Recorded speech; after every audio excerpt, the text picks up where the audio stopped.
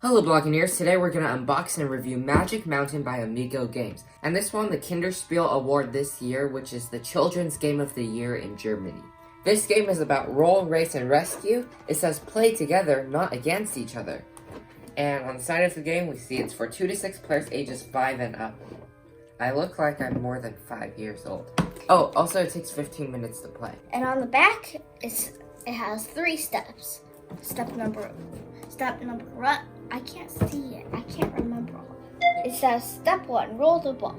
Step 2, move the figures. And step 3, arrive before the witches arrive. Wait, I want to open it. I'm the actual opener.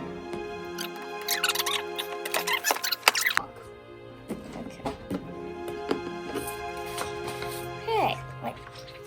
Here's a rule book. You didn't even show the rule book. Yes, I was going to. Okay. Here's the rule book. Yeah. Down here it shows the contents, and inside it shows and inside are the game rules.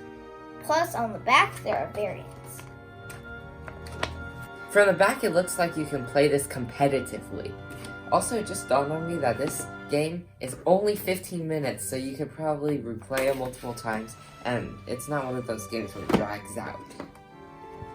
Here's one double-sided Master Bolden gold tile.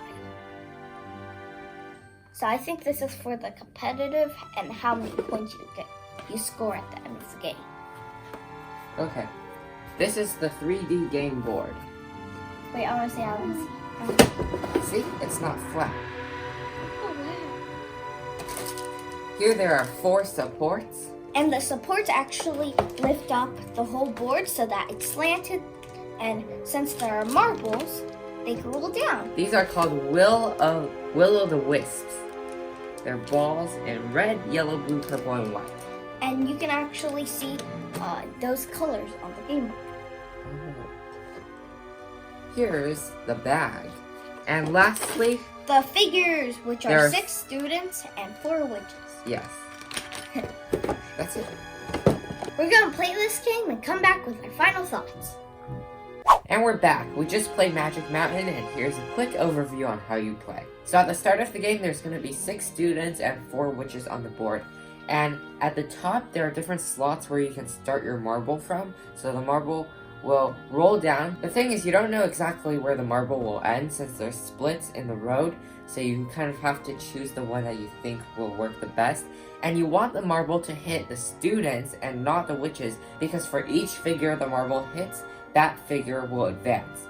And it advances to the space based on the color of the marble. So if the red marble hits the student, then the student will move to the next red space. And if another figure is on the next red space, then it'll skip and go to this red space after. Likewise, if it hits the witch will move to the next space of that color. If your ball rolls to the bottom and it hasn't hit any figure, then you must move 1 witch 1 space.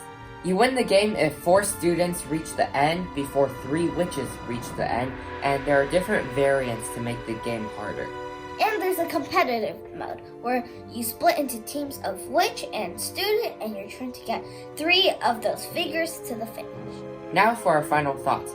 Although this game looks really simple, it's actually pretty complex because you do have to strategize a lot, since some slots will work better than others. Really, you're just trying to avoid the witches and hit the students.